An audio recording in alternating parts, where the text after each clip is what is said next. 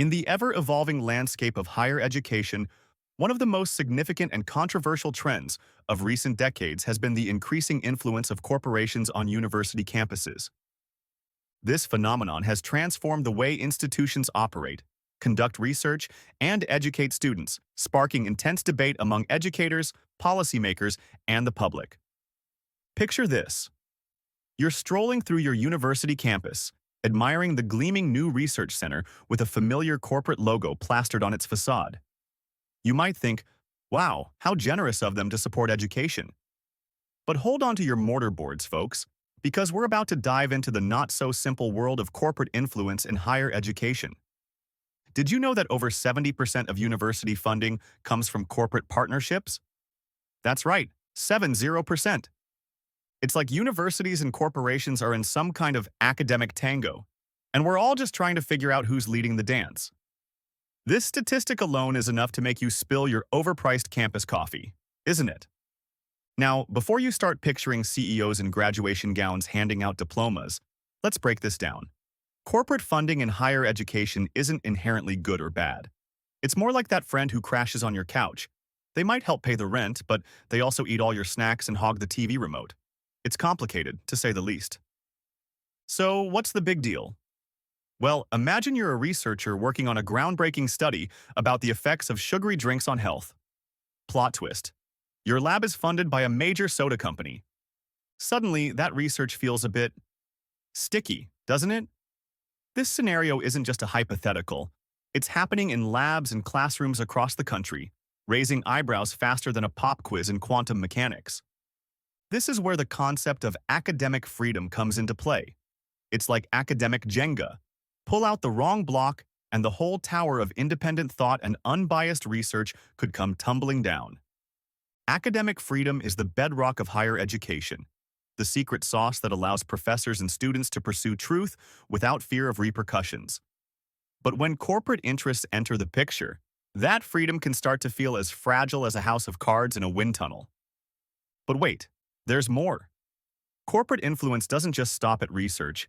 It's seeping into our classrooms faster than coffee into a grad student's bloodstream. Companies are partnering with universities to design curricula, sponsor programs, and even have a say in hiring decisions. It's like they're trying to turn campuses into their personal training grounds for future employees. Let's take a moment to consider the implications of this. On one hand, it could mean that students are getting education that's more aligned with real-world job requirements. Great, right? But on the other hand, it could also mean that the breadth of education is narrowing, focusing more on skills that are immediately profitable rather than fostering critical thinking and a well-rounded understanding of the world. It's like choosing between a Swiss Army knife and a really good can opener. Both have their uses, but one is definitely more versatile. Now, I know what you're thinking, but corporate money helps universities stay afloat and provides amazing opportunities. And you're not wrong. It's like when your rich uncle offers to pay for your textbooks. It's a huge help, but now you have to listen to his unsolicited career advice at every family dinner. The truth is, many universities are struggling financially. State funding for public universities has been declining faster than a freshman's GPA after discovering the campus nightlife. In this context, corporate partnerships can be a lifeline. Let's look at some real-world examples, shall we? Tech giants like Google and Microsoft have been cozying up to computer science departments faster than you can say algorithm. They're offering internships, sponsoring hackathons, and even designing courses. On one hand, students get hands-on experience with cutting-edge tech. On the other hand, it's a bit like letting the fox design the chicken coop, isn't it? Take the case of Purdue University's partnership with Amazon.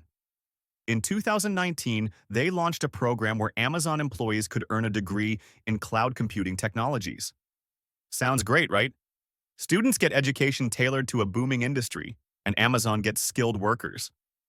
But critics argue that this kind of program turns universities into corporate training centers, potentially compromising the breadth and depth of education.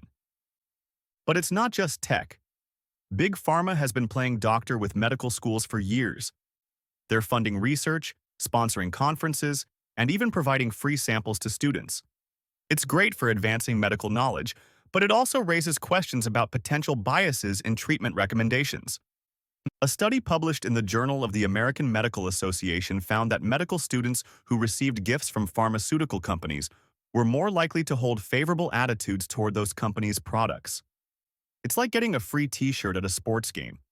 Suddenly, you're cheering for that team without even realizing it.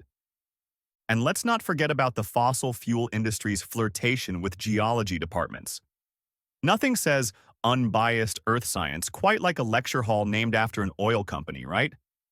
In 2011, the University of Texas at Austin found itself in hot water when a hydraulic fracturing study, led by a professor who sat on the board of a fracking company, was accused of having undisclosed conflicts of interest.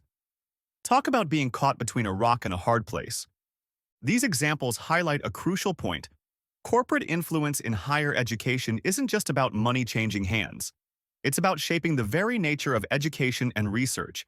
It's like adding food coloring to water. It might look different, but the fundamental composition has changed. Now, before we all start planning to overthrow the corporate overlords of academia, let's take a deep breath and consider both sides of this coin. Corporate partnerships can bring in much-needed funding, state-of-the-art equipment, and real-world expertise. They can create job opportunities for graduates and help universities stay competitive in an increasingly tough educational market. For instance, let's talk about the partnership between IBM and MIT. In 2017, IBM announced a $240 million investment to create the MIT-IBM Watson AI Lab. This collaboration has led to groundbreaking research in artificial intelligence, with potential applications in healthcare, cybersecurity, and climate change mitigation. It's like giving a group of brilliant scientists a superpowered microscope. Suddenly, they can see things they never could before. Or consider the Gates Foundation's partnerships with numerous universities to combat global health issues. These collaborations have led to significant advancements in fighting diseases like malaria and HIV in developing countries.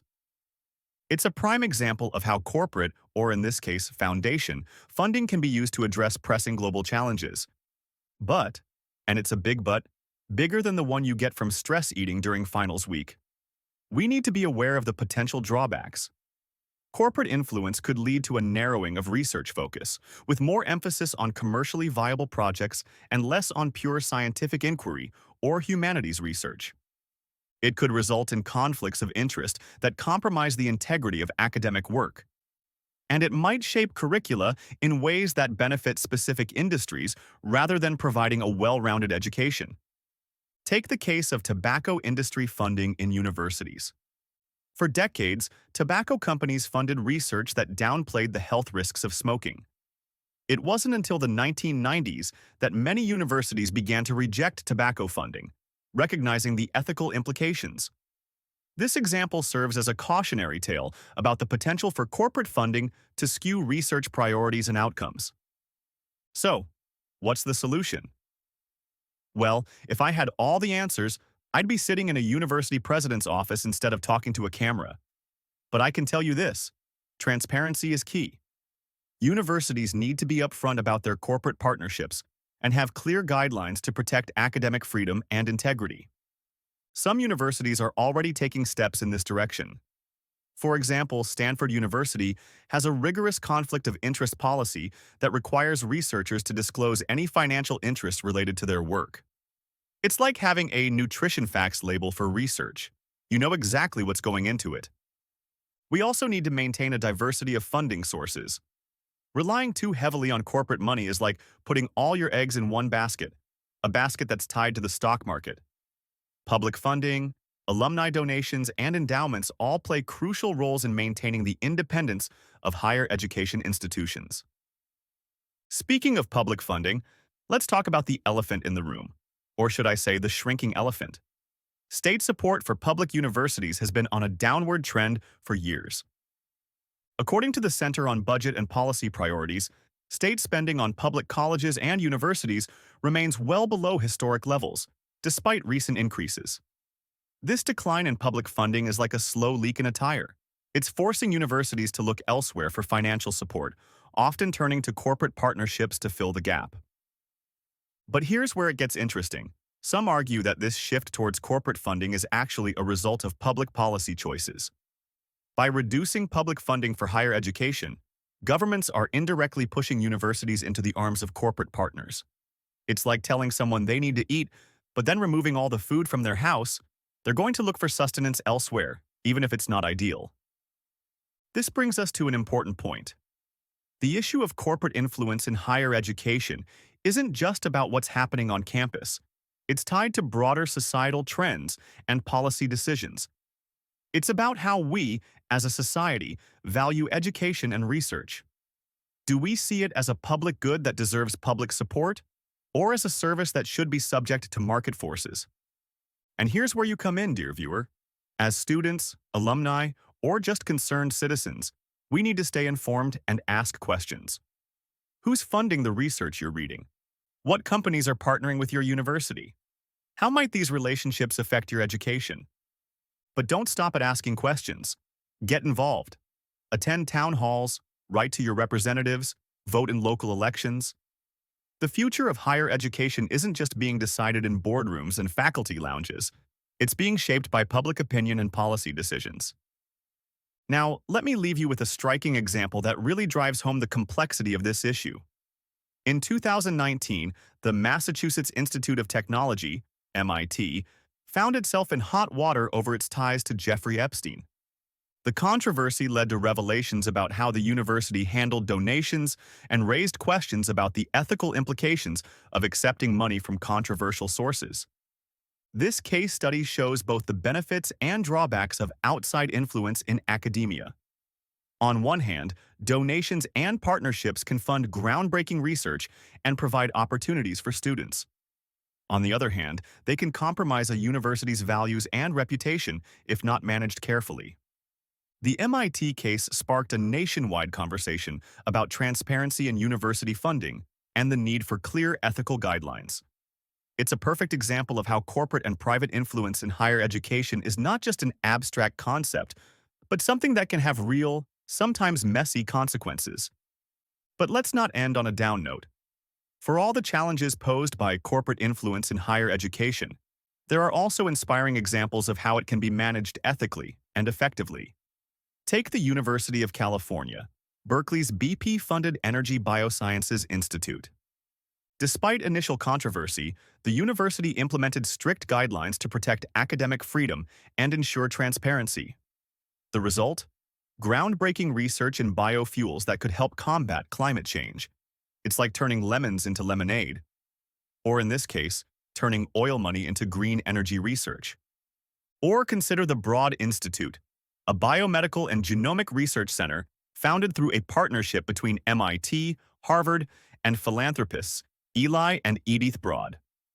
By maintaining independence while leveraging private funding, the Institute has made significant contributions to our understanding of human genetics and disease. It's a model of how private funding can advance public good when managed with integrity. These examples show that with proper safeguards and ethical guidelines, corporate partnerships can enhance rather than compromise the mission of higher education. It's not about rejecting corporate influence outright, but about managing it wisely. So, the next time you see a corporate logo on campus, remember, there's more to that relationship than meets the eye. It's up to us to ensure that the pursuit of knowledge remains pure, even if the funding doesn't. We need to be vigilant, asking tough questions and demanding transparency.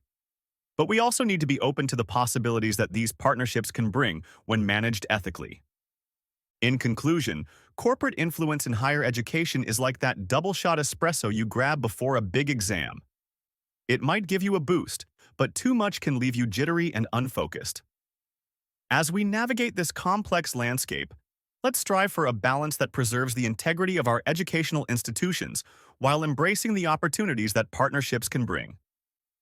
The future of higher education is being shaped right now, and it's a future that will affect all of us, whether we're students, parents, employers, or just citizens who benefit from the knowledge and innovations that come out of our universities. It's a future that's being written in corporate boardrooms, university administration offices, government halls, and yes, even in dorm rooms and lecture halls. So, what role will you play in shaping this future? Will you be a passive observer or an active participant? Will you ask the tough questions, demand transparency, and hold institutions accountable?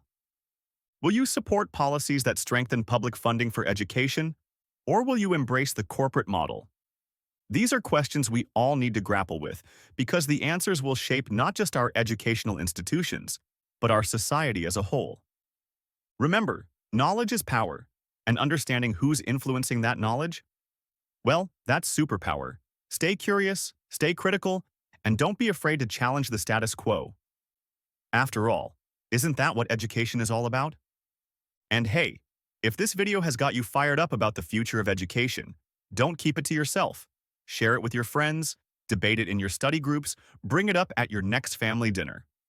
Because the more we talk about these issues, the more likely we are to find solutions that work for everyone. So, class, your homework assignment is this. Next time you step onto your campus or read about a university in the news, look beyond the surface. Ask yourself, who's really shaping the education here? And more importantly, is it shaping the kind of future we want to see? Until next time, keep questioning, keep learning, and remember, the future of education is in your hands. Class dismissed.